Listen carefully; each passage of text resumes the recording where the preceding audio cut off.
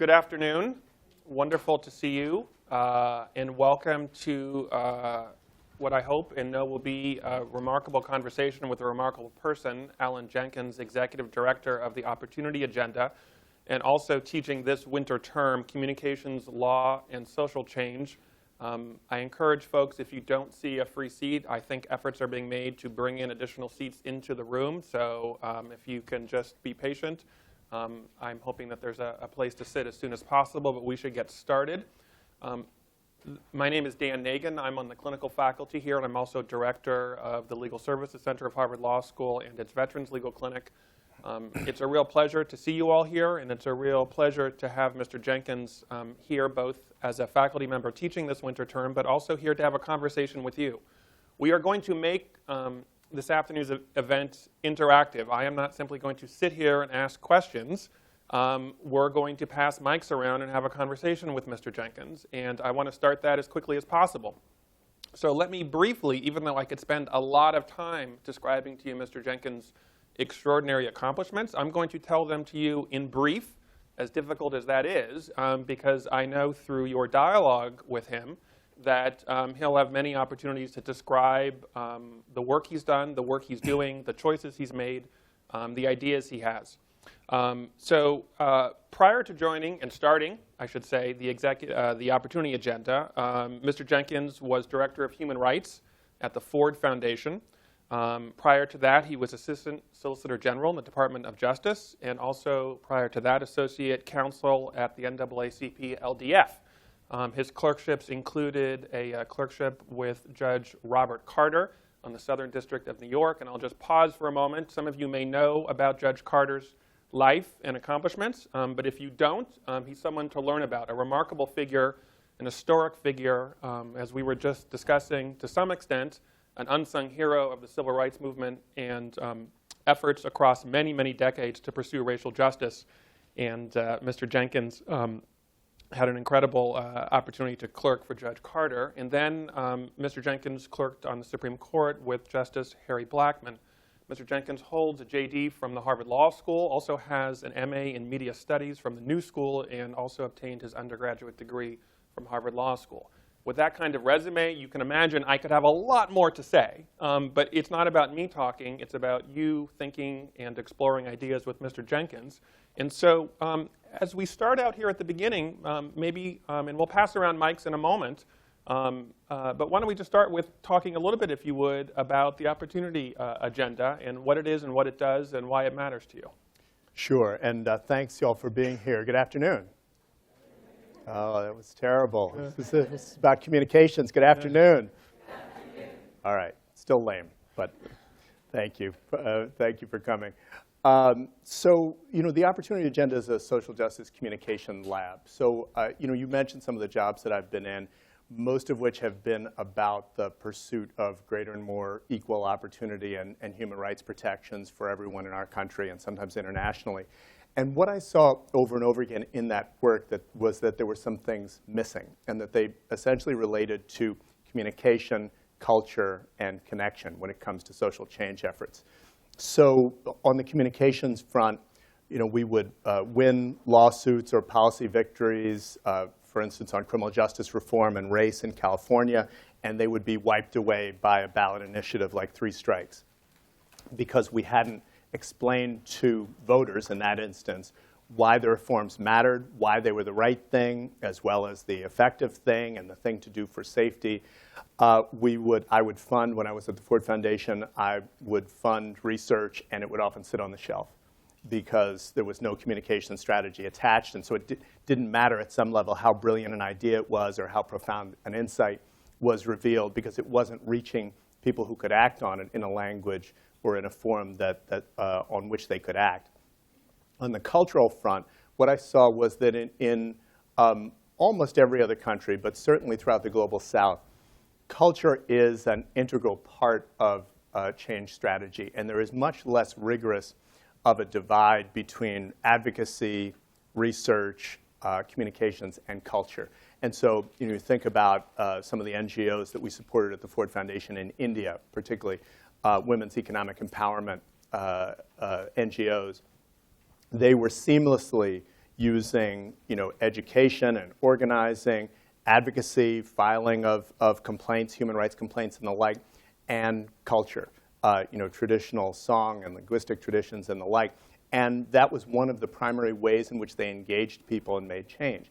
And yet, in the United States, we, at least at the time when we founded the organization, we had increasingly been intentionally almost disconnecting those strategies, and to our detriment, because really no transformative change strategy has ever been successful without a role for culture, for art, and storytelling in ways that go beyond the 100-page report or even the nightly news report. And so we founded, four of us founded the Opportunity Agenda with the mission of building the national will to expand opportunity in America, and particularly using communication and culture. And the connection piece is really working within the ecosystem for change that exists in our country. And so, thinking about the advocates and the organizers and the researchers and the filmmakers and storytellers that have too often work in silos. Part of our goal has been to work within that ecosystem to empower all of us so that we could tell a more connected, more effective story and make sure that that is tied to transformative change, including policy, but also just the way in which we treat each other. Excellent. Can you talk a little bit about how technology fits into this and the world that we inhabit today versus several decades ago, and pursuing racial justice in this particular moment? Sure. So, most of the public interest legal organizations and kind of movements that we're familiar with from the 20th century came up in a particular model. So in terms of technology, on the one hand, we had a fairly robust journalism sector, which was print and traditional broadcast, all of which are one way, right? They're communicating to an audience. And so on the one hand, you had the opportunity to reach a very large audience. So, for instance, how many of you have seen the film Selma? Okay, the rest of you go see it. It's awesome. Historically, when Dr. King and his allies crossed the Edmund Pettus Bridge and were beaten by Alabama state troopers, the networks cut in and broadcast that around the country. On I believe it was ABC, they were showing the film Victory at Nuremberg, which is about the Nazi war criminal trials. And they broke into that to show the clubbing of, in that instance, American citizens in the South. Everyone experienced that. They didn't all process it the same way, but you could have a common conversation. So on the one hand, we no longer have that moment. The Super Bowl is the closest thing to a mass audience, and that is, of course, highly segmented, gendered, and the like.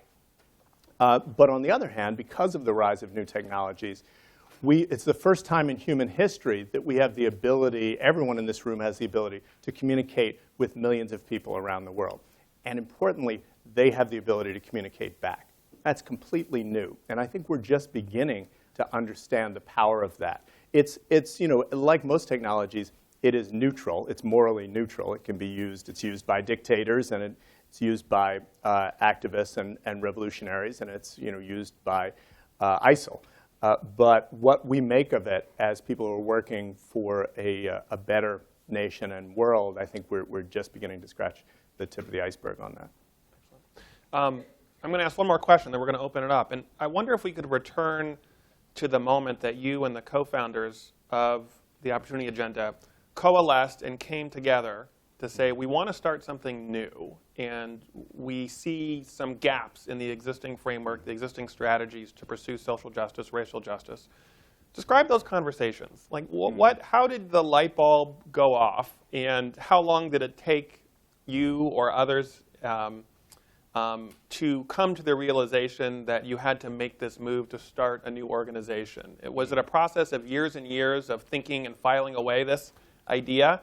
Or was it a different kind of creative process?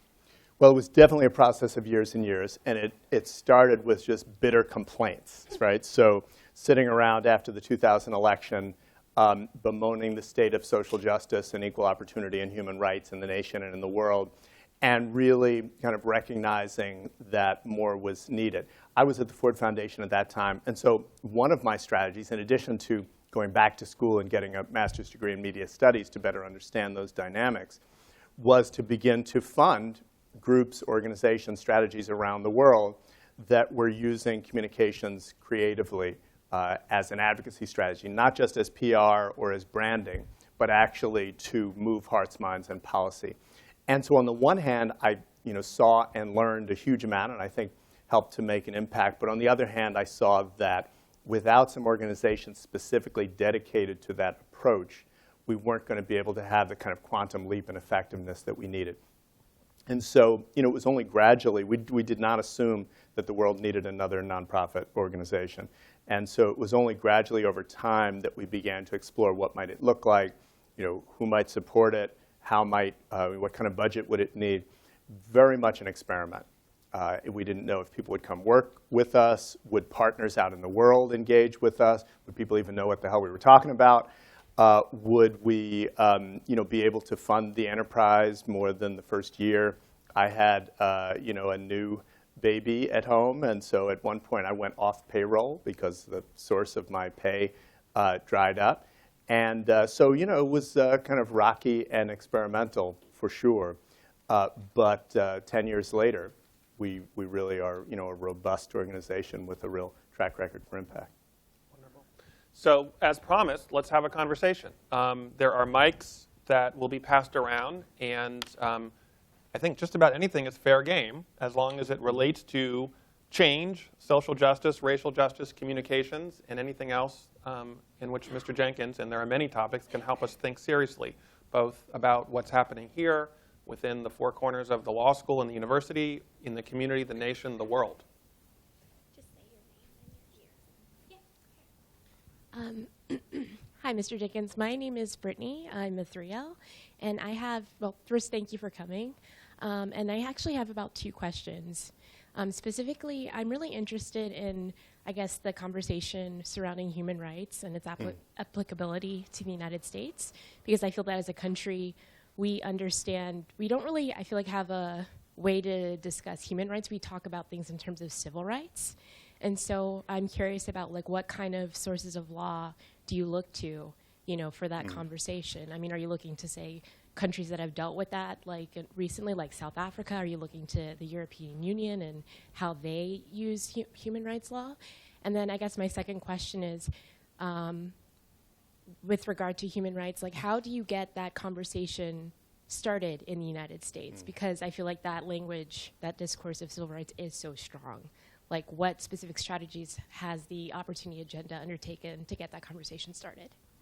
So thanks, Brittany. So I'm going to start with your second question on the, how do you move a conversation and thinking there. We did a large body of public opinion research, analyzing media content, focus groups, and the like to understand that question. And this is, by the way, all on our website, which you can download for free.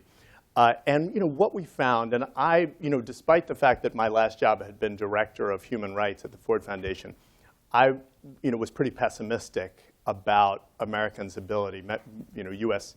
People in the United States, their ability to really wrap their minds around human rights. What our research found was that on the one hand, human rights mechanisms, instruments, and bodies are a complete mystery and unknown to most Americans. Only 8% of Americans could name the Universal Declaration of Human Rights. More people than that, recognized it when, it was said, but a lot of them were lying, right? So it is not, known. However, when we talk to people about what do human rights mean to you, they went immediately to values that we would recognize as constitutional and national values, of treating everyone the way you want to be treated, of people's basic dignity, of the fact that everyone should have the economic security they need to survive and to take care of their families, but also freedom from discrimination and freedom from oppressive government. So the notion of human rights was very much there. And interestingly, some of the distinctions that are made in the law, particularly between civil and political human rights on the one hand and economic, social, and cultural rights on the other, much less a part of people's thinking in this country. If somebody is denied water versus tortured in prison, most Americans would identify each of those as human rights violations, even though our government, the United States government, would only recognize the torture as a human rights violation. And I think, unfortunately, I think that's still the bottom line of the US government. So what we learned was that human rights advocates in the United States are talking about these issues in a way that is almost designed to repel everyday folks, right? We're talking about conventions, and we're making these distinctions, and we're talking about mechanisms, and what did the third committee decide on X or Y. And it is not strategic even to bring in other lawyers and policymakers, much less everyday folks who themselves are very affected by human rights issues. And so we have a lot of advice. We actually have a communications toolkit online for how to talk about human rights issues in a US context. To the first part of your question, there's actually, there was a kind of wave of progress on this point maybe 15 years ago. I blame the current administration a bit for not helping to move that forward and stymieing it in some significant ways. But what you've basically seen is that first Justice O'Connor and then Justice Kennedy have repeatedly recognized international human rights standards, including things like the Convention on the Rights of the Child, to which the United States is not even a signatory, or not, we haven't ratified. And so I think it's incumbent upon us to really be expert in that body of knowledge and jurisprudence. The justices have not used it as enforceable law, but rather they have drawn principles from that. Justice Ginsburg has used that in the context of affirmative action. Justice Kennedy has looked to it in the context of the death penalty for juveniles and people suffering from mental illness. So I think we need to keep that up, right? But it's inside voice and outside voice. There's one way of talking about that stuff in the context of a legal brief, and there's another language for talking about it when we're trying to inspire people and get mobilized action, even amongst policymakers. San Francisco, for example, has incorporated CEDAW, the Convention on the Elimination of Discrimination Against Women, into some of its municipal laws. And I can tell you that campaign was not about CEDAW, right? The word CEDAW was hardly ever used. It was about what are the values that this stands for and what difference will it make in the lives of everyday folks. Yes. So I have two theoretical questions for you. One is, I've been thinking a lot about it, and I'm curious of your opinion. I'm beginning to think that all human rights are property rights. And the second one is, how do you draw the line? What might be just to you is not just to me, and what human right to you might not be human right to me. And how do you adjudicate those in your own mind? Yeah. Well, starting with the second part of your question, the world has actually agreed to what they, at the time of the Universal Declaration, consider to be the full range of human rights. Now, we certainly have argued, and those of us who are human rights advocates tried to expand that ideal. So we've said, well, if human dignity and equality are core to the human rights regime, then shouldn't LGBTQ equality be relevant, even though it's not specifically named in the Universal Declaration? But I think we have in that international agreement, which is exceedingly rare thing. It's the kind of thing, if it didn't exist, you would try to create it, and it would be impossible probably to do so at this moment, that identifies both a core set of values about human dignity and equality and integrity of the person, and that has very specific, both a specific list of the rights that the world considers to be fundamental human rights, and mechanisms for enforcing them.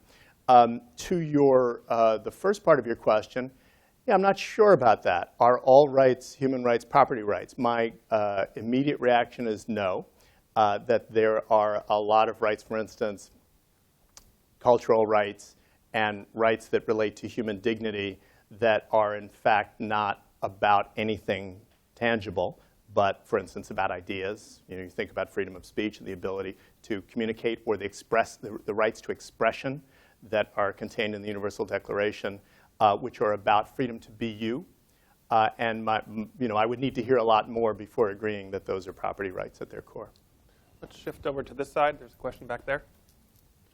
Hey, yeah, I have kind of a general question about domestic, the conversation about racial rights in the U.S. And I'm from the Midwest and a conservative part of it. And when I go back, I kind of always feel like there's a massive disconnect about what's going on in more urban areas and what's going on the ground in probably what is the majority of the country.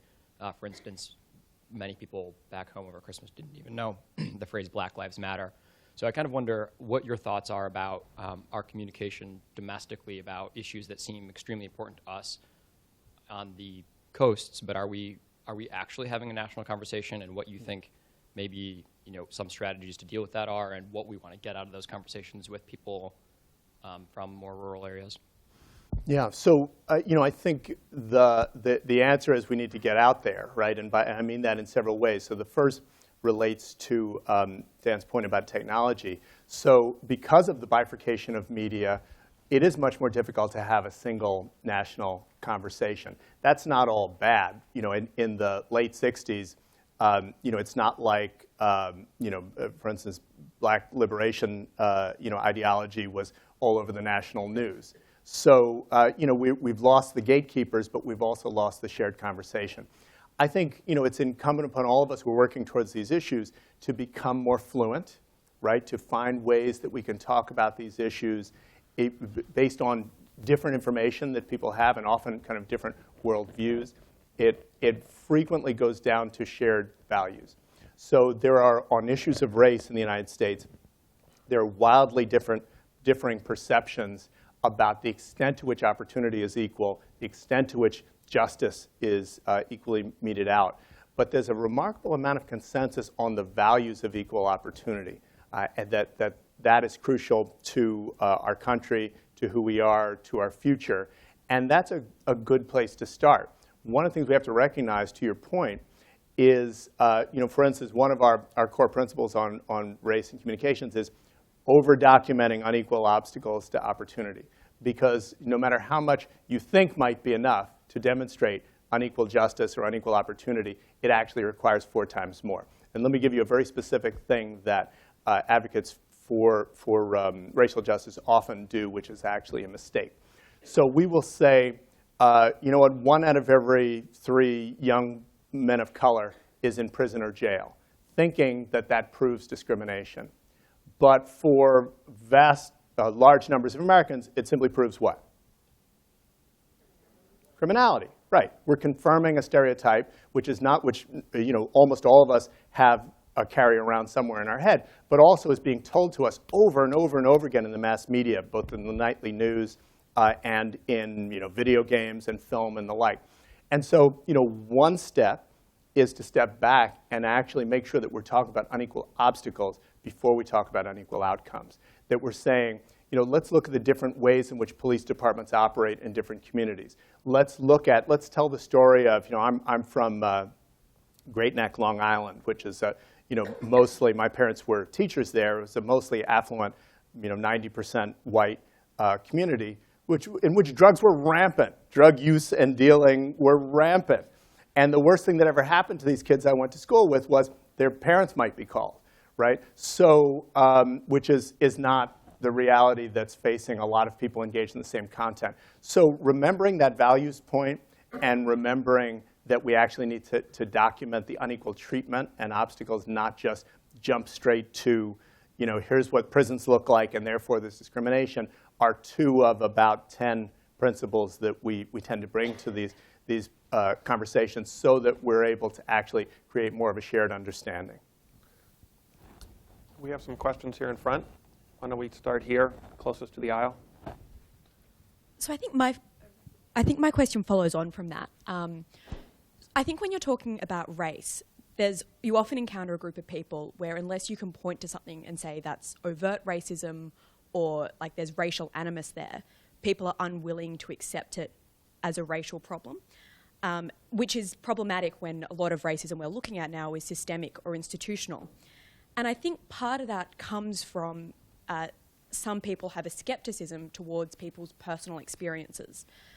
So I think you get examples of saying, oh, people are playing the victim's card, or they're being overly sensitive, and you get those sorts of narratives coming out when people talk about racism they face. So how do you overcome those obstacles when you're trying to tell personal stories when having conversations of race?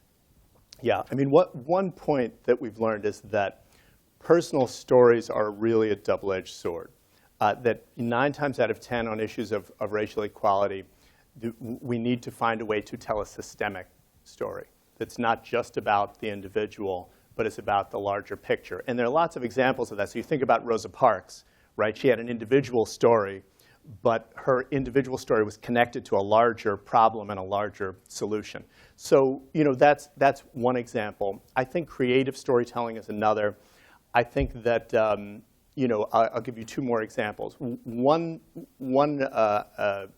kind of story that we found that is helpful, that we've been recommending for a long time, and that actually the president drew from in the eulogy he did for the people who were killed in Charleston, is research showing that resumes with names like Jamal and Keisha are much less likely to get callbacks from employers than identical resumes by people with names like Jonathan and Emily.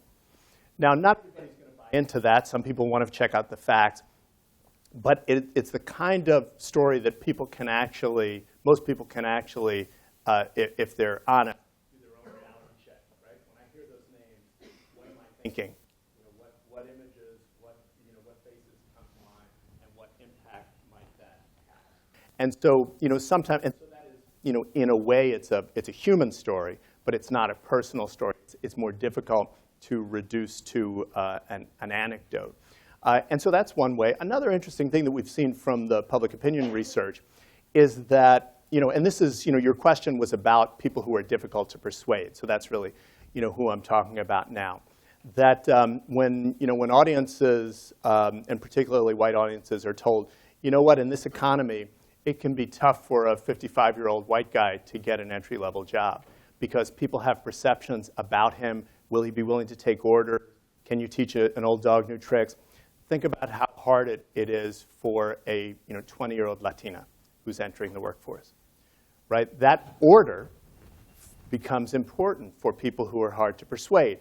They're starting with an example that's easier for them to accept, that doesn't fall into that 20th century paradigm of either you're a drooling racist or you're post-racial, but rather is something that they can identify with. And it begins to tell the story, which goes to the core of your question, of what 21st century inequality and bias looks like.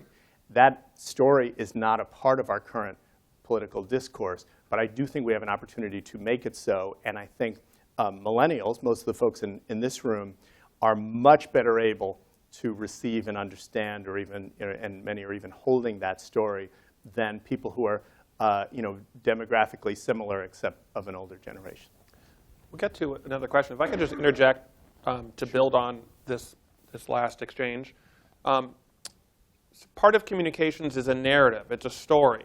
There's a beginning and a middle and an end.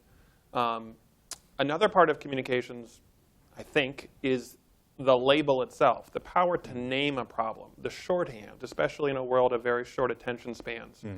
And I'm curious if you could speak a little bit about the power to name and the labeling challenge, which is, this is either the war on crime or it's the new Jim Crow. Is it global warming or is it climate change, right? Yeah. There are lots of different ways to just name a problem. And I wonder if you could share any insights you have into how problems get named and what are good names and bad names from your perspective. And if something acquires a name that's unhelpful given one's particular agenda, how you push back against a counterproductive label that somehow has gained traction. Yeah, excuse me.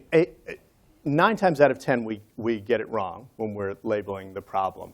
And in fact, more frequently, you want to kind of step back from that and first name the solution, name what you're for, and then name the problem off of that. There are exceptions. So predatory lending is an example of a great name for a problem, right? You immediately know who the villain is, who the hero is. what one needs to do. You can envision the interactions. But much more frequently, the labeling is actually more about convenience and insider language than it is about persuasion. So, take, for example, felon disenfranchisement. If you've ever used this term, do never use it again. Just never mention it again. So first of all, felon, right? The identity of the people you're working with is you've based on the worst thing that they've ever done. And if I tell you, oh, your next door neighbor, your new neighbor is a felon, versus your new neighbor is a great guy with a family, and he did some time in prison and has paid his debt to society. Those are two very different things. But and then disenfranchisement, most people don't know what it means. So I would say 90% of the time we need to go back to, okay, what are we for? We're actually for the restoration of voting rights. And then let's talk about what the obstacles are to that. And one of the obstacles is challenges and hurdles in the way of people coming out of prison and jail. And there may actually not be a short phrase that captures that. There might be. Part of what we do in my organization is to try to figure that stuff out. But frequently, you actually have to say the 3 extra words to convey what you mean. So here you're waiting. Hi. So I have a general question, and I think you may have touched upon it in your previous answer, but it seems like in the establishment of the opportunity agenda, you and your colleagues recognized that the lack of social or public awareness and knowledge was a huge impediment to implementing social justice initiatives. Do you think there are any other obstacles that emerging nonprofits should tackle in order to bridge this gap between social action and actual social change? Yeah, how long do you have, right? I guess, 2 things that I'll focus on. One relates to our work, which is that there are lots of silos. The communications, culture, advocacy silo is just one set of silos. But, organizers don't, lawyers don't work well with organizers. Researchers have their own special language that, you don't want to bring them out too frequently into the public. The challenge of developing fluency across communities, across movements, across constituencies, but also across disciplines is huge. And almost anywhere you sit in strategies for change, and I would say that this is true whether, kind of on the progressive side or the conservative side, or in between, that's one of the biggest challenges to overcome. I guess the other one the other one that immediately comes to mind really relates to philanthropy, right, and fundraising. And so foundations are organized in very 20th century ways. And so they often incentivize behavior which is not so helpful. They incentivize having 5 different organizations that do slightly different things and that are actually competing with each other to show that they're the one organization that should exist. There are a lot of disincentives to collaboration. There's a lot of issue siloization. And so the logical solution to that is, well, let's bypass foundations and raise money from individuals. Very, very difficult to do. Very few organizations have cracked that, and the ones that have are like 100-year-old membership organizations like the NAACP and the ACLU. So I don't have an easy answer to that second one, except that a lot of the work that we do is organizing within philanthropy to try to get them to think in somewhat more 21st century ways. Why don't we go here? Yes? Right in front. Second. Hi. So I guess my question is about some of the power imbalances that social justice advocates face kind of in the space of media and communication. In the space of? Media and communication. Yes. And I'm thinking specifically, I'm interested in working in human rights and national security law and human rights and U.S. counterterrorism policy. And one issue that we confront in that space is that the government has this vast media and other kind of propaganda apparatus that so thoroughly dehumanizes a certain group of people. And then so as advocates in that field, we're constantly kind of pushing back against that narrative. And I just feel like, one, we don't have the resources that the government has, so that's an uphill battle. But then secondly, it seems like we are always kind of acting in like we're always reacting, right? Like we have to counter the narrative that the government has set up. So I'm wondering if you have any kind of insight into how, instead of being reactive, we can start being more constructive and not always being, you know, responsive to a narrative that's already negative towards the issues that we're advocating for. So the federal government has a lot of communications resources, but they're really bad at it. That's the first good news, right? We as, you know, advocates and everyday folks we're just better at it than they are. We're more flexible, and we actually have human stories to tell. And importantly, that's one of the most important places where artists come in, because artists can tell stories not just about what's right or wrong, but what could be. And so you think, you know, for, you know, two examples. One would be on you know, LGBT equality and the importance of Modern Family and Glee and, you know, Will and Grace. And because most Americans in 2004 believed that they didn't know any gay or lesbian Americans, which of course almost all of them did, but they believed that they didn't. And they believed that LGBT folks did not share their values. And so, you know, if you believe that, and if understandably people around you don't necessarily feel it's safe to come out to you, having, you know, TV characters come into your home, you know, over and over again in big and small ways, who are demonstrating daily to you that actually they do share your values and they love each other and they're committed to their children and the like, very important. And so, you know, I think that, you know, number one, there's some real advocacy to do both carrot and stick with Hollywood on these issues. You know, 24 and Homeland not really helping us, right? Homeland occasionally will help us, but not very often. And I think, you know, as GLAAD did vis-a-vis, you know, LGBTQ depictions, we need to be bashing them when they do the wrong thing.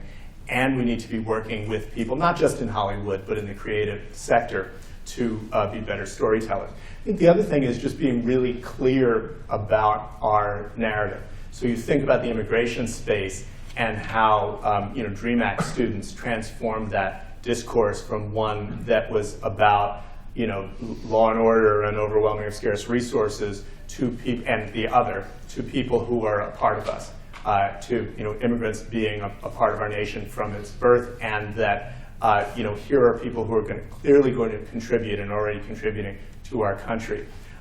You know, that was not, their effort did not begin with mainstream media, and many of them are artists, but it also, you know, they also use social media in a really expert way. So, you know, I think you know, I don't mean to minimize the obstacle, but I think we have more tools at our disposal for telling our story than has been the case probably on this set of issues than at any time in the nation's history.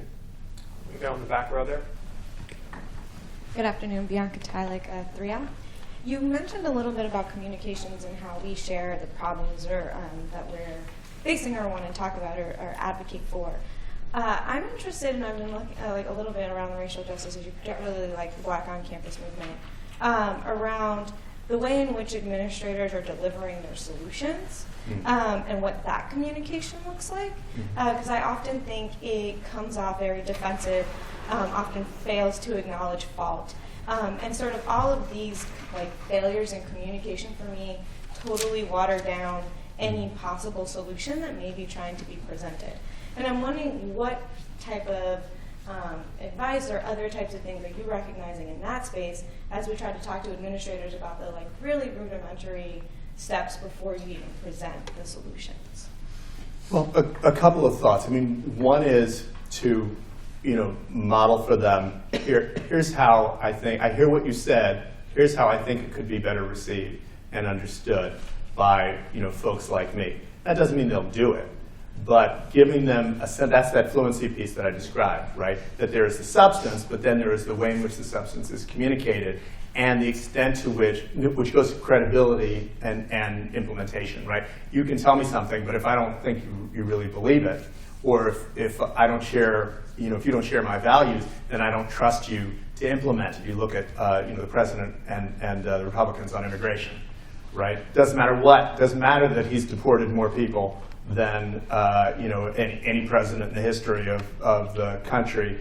the Republicans aren't going to trust him on that because they don't believe that he shares their values. And the same is true now that he's, reporter-in-chief with a lot of the immigrant rights community, right? They don't trust him because of what's happened. So, kind of working with them on, okay, when you're doing the right thing, there's some important elements to how you deliver that. Is one thing that I would kind of think about.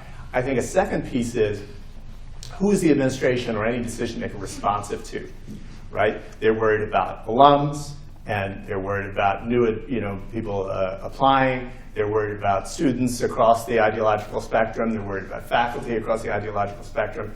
Who should you be talking to in order to figure out the entry points with some of those folks so that the administration can get back, here's a moderate conservative take on why it matters to have an inclusive and welcoming campus. Here's a group of alums who, I'll give you a quick example. I don't know how long ago it was, but maybe 10 years ago, Professor Ogletree proposed a black HLS reunion. And what I'm told is that it was originally kind of met with, well, why would we want to do that? And black students don't really come back that often, and they don't really contribute that much. And there's a reason for that, right? But now, it's become one of their most successful strategies. And it required a lot of lobbying on Tree's part and probably on the part of lots of other folks for the administration to understand why what they had been, the way in which they had been communicating was not working. But also they had an incentive to do so, right? Their goal, I don't want to put words in Professor Ogletree's mouth, but for a lot of us, we wanted that sense of community, but we couldn't find it in the context of the reunions that were happening.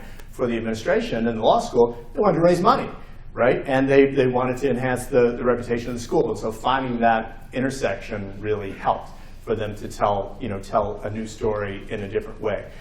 So those are two things that immediately come to mind. But I want to think about it as well, because I suspect there are a number of other ways in which to do it. Finding people with a foot in multiple worlds almost always helps because of that fluency point. Let's go right here in front.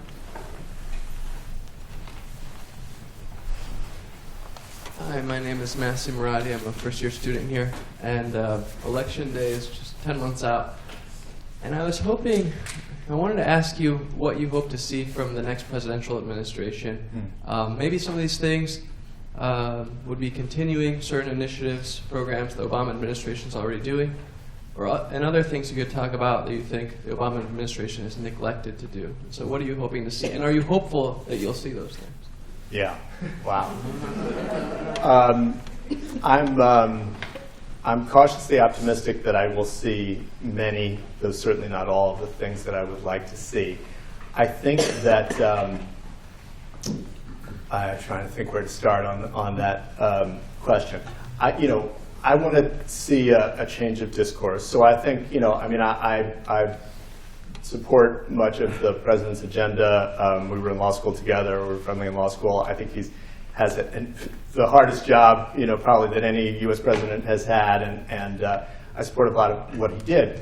But he has been very skittish about issues of racial equality, and he's been very reactive. And in fact, his discourse has often been undermining. So, an example is during the foreclosure crisis. People would ask him, well, what are you doing for communities of color? And his response was, rising tide lifts all boats, which is demonstrably not true, just as a matter of economics and policy. I actually think that some of the candidates that we're now seeing would feel more able to wade into that and actually say, well, here's what we're doing that will be helpful to everyone. We also recognize that there's some particular challenges facing immigrant communities, facing Latino and African American communities, et cetera. Here's what we're going to do that is responsive to that, just as we're responsive to people in rural communities, et cetera. Right? I think that's something I would like to see. And on the other side of this, in communications, we talked about this in my class last week. How many of you saw the president's speech on guns? Okay, so The president talked about a number of victims, right, of guns, and then he talked about the young man who saved his classmates, Davion. Before getting to Davion, he told us he wasn't in the wrong place in the wrong time, doing everything he was supposed to be, right? Why was he telling us that?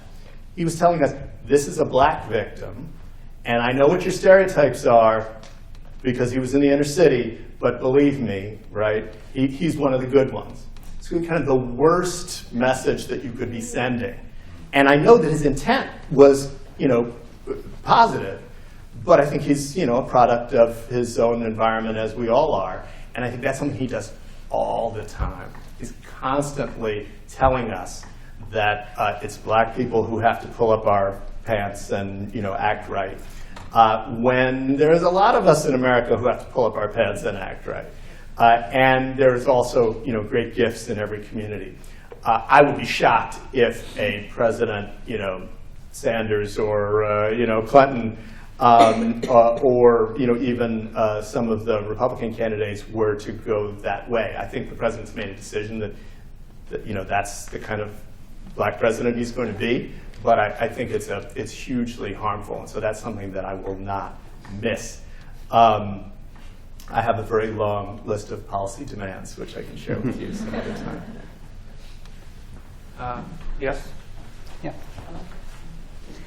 Hi, I'm David Bromwitz, the head of advocacy for Youth Build USA, which you may know we work with about 10,000 poor young people around the country each year who never finished high school, are unemployed, and about 80% of them are young people of color. And so we've begun using much more the language of opportunity youth rather than delinquents or dropouts or anything else. In your work, I'm curious though, effectiveness at enlisting the business community in a social change issue or support issue when they don't have a direct economic stake. What have you found to work? Yeah, I mean, usually you have to find the economic stake, right? So on the one hand, you can often find people whose personal experience drives them to care, and that's important, and often they're important spokespeople, and also they can help with that fluency question of, right, you're talking about this in a way that's just not going to resonate with my people. It doesn't have to be a short-term business game, but, so for example,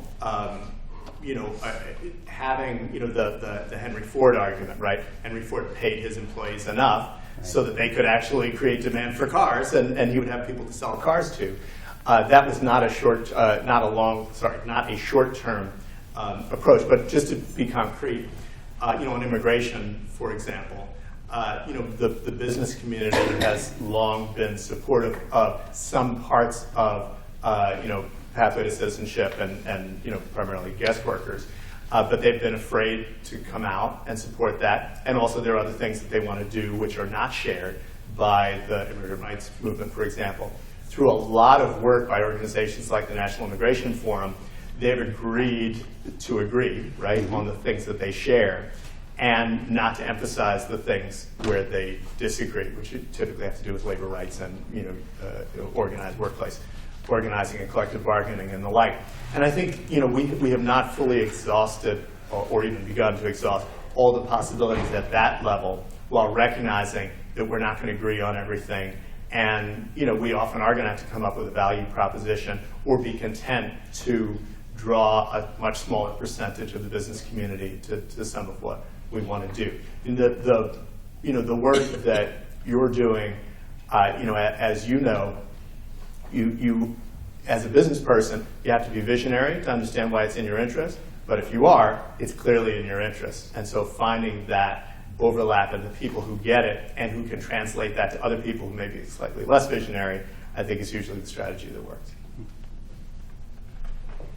Go. Yep. Back row there. Hello, I'm Ana Maria. I'm from Colombia, and I work in human rights in the environment. So one of the biggest challenges that the NGO community working in these kind of issues are facing is how to challenge the discourse of development, which is global. So we're talking about human rights, and we're representing indigenous, peasant, Afro-descendant communities in the field, And we're talking about human rights, but our counterparts are talking about development. So we haven't been able to reframe the issue and to actually participate in this global discourse of development. So I wonder if you have like if you know some strategies that have been successful in these kind of cases. And the second question is how to build capacity in Global South NGOs on these kind of issues, because of course this requires a lot of resources. So I think that's one of the biggest challenges for us too. Right. So on your first question, usually, and I would want to know a lot more about the Colombian context, but usually the part of the goal is to both develop out your long-term values vision. Actually, what are the reasons why you believe it's important to both the environmental and the indigenous rights pieces are important, and to develop out the transitional narrative, which is probably about redefining development. Right? What does development mean, and why do we care about development? It's not that development is a good or bad thing, but rather it's human development that we're all seeking. We believe in development is important because it will strengthen our economy and it will allow us to live richer lives. So let's step back and actually think about what do we need in our country to make sure that we can all live richer lives and have greater economic security, and also the full opportunity to be the people who we want to be. But where are we falling short of that? And one of the places where we're falling short is the way in which we're treating our natural resources and our indigenous peoples. And so probably, I'm trying to figure it out on the fly, right? But I think probably that kind of arc over time is going to be the strategy. Bless you. One of the things that we're talking about in my class is using public opinion research, the cheap kind, or even better, the more expensive kind, to really understand what people are thinking. When people say they're for development, what are they actually thinking about? What are the values that they care about? What do they think are the threats to that, and what does it get them? Is it credibility? Is it they believe that business people in Colombia are more trustworthy than activists? Is it that they have their own personal experience? Being able to unpack that then allows you to assemble a new story that has credibility with your audiences. On the capacity building piece for organizations in the Global South, I think there are now some interesting models that some of which are potentially replicable. So there's a Brazilian human rights fund. There is an Arab human rights fund I believe it's in Morocco. There's a Dalit rights fund, the people formerly called Untouchables in India. And those have all been a combination of international funders helping to seed, but largely, indigenous, meaning of the home country, resources and fundraising. And it's a challenge because there's some places where there's a long-standing tradition of philanthropy, and other places where there isn't, and it's some places where there is, but it's all about giving to the church. And so, kind of figuring out where those entry points are is worth exploring, and looking at what some of these other organizations, other countries have done. The Ford Foundation office in Southern Cone in Santiago de Chile is kind of an interesting place to perhaps have a conversation, because I think they've been part, at least the offices, I don't know who's working there now, have been part of the planning that has led to some of these other human rights funds in other places. Could just interject for a second. We'll have time for a few more questions as well. Could speak on a little bit to the trade-off one must make in deciding how to frame a narrative. If your goal is to persuade someone who may be very difficult to persuade, so you try to find that common language, that thing will appeal, which isn't really what I'm thinking I believe, but I'm trying to get it as close to what I think will persuade you and yet still be true to whatever outcome I want to achieve. That it's accommodation. It's taking a baseline and a history of discrimination, of exclusion, and all kinds of habits of mind that are very unhealthy, and it's playing defense too much. And I think that's kind of come up in some of the questions about when to push and when not to push, and how to frame and how not to frame. What do you say to people who say that that one should be hyper aggressive and really say what you think, as opposed to being so strategic in one's messaging or communication strategies related to some social justice issue or racial justice. You could use a case example, whatever you want to do. But how do you respond to that kind of perspective? Yeah. So, apologies. I thought of something else. Oh, did I? Oh, I thought of something else while I was listening to the question, which is that solutions and alternatives are very important, right? So if this is true of a lot of the issues people have asked about, if my only models in my head are economic development that benefits everyone or a halt to development that benefits a few, then the first is always going to win.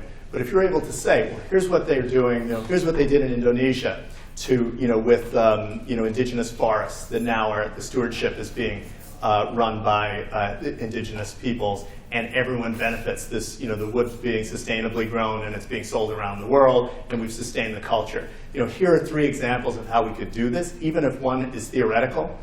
It makes a big, big difference. There's an expression some of you have heard me say, there's a reason why Martin Luther King Jr.'s greatest speech was not called "I Have a Complaint," right? And so we often say, if you don't have a solution to promote, it's going to be very difficult for you to move people in the direction you want to go.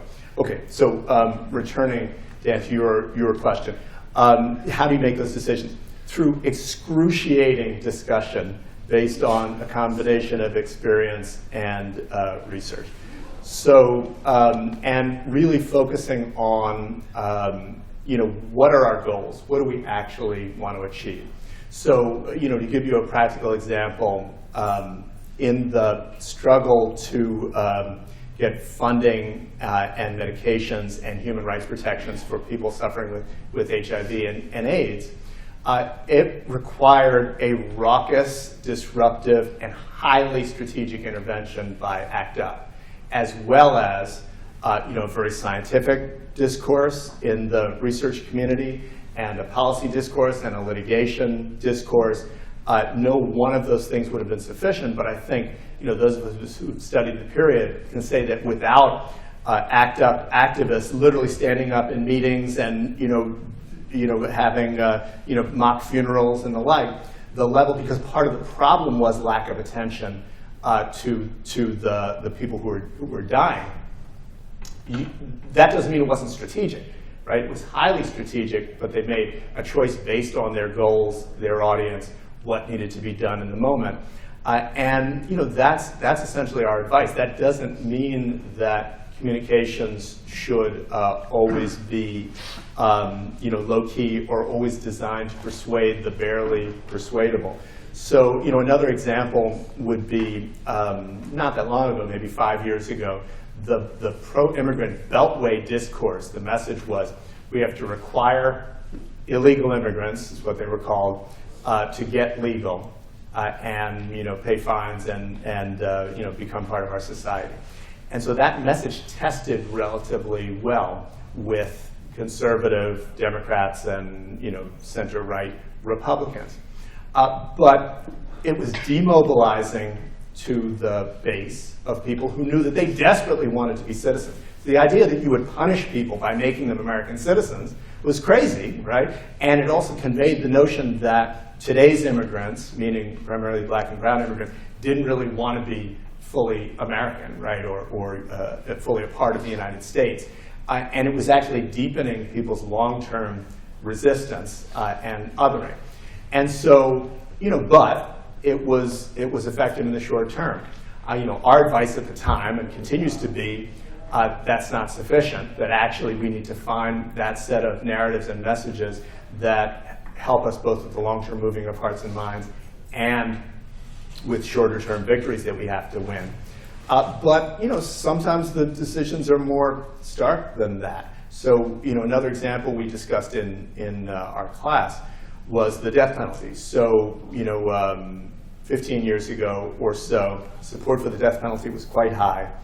And the research showed that it wasn't going anywhere, that support was not going down, but that arguments about innocence and the risk of executing innocent people actually had the capability to suppress support for the death penalty generally.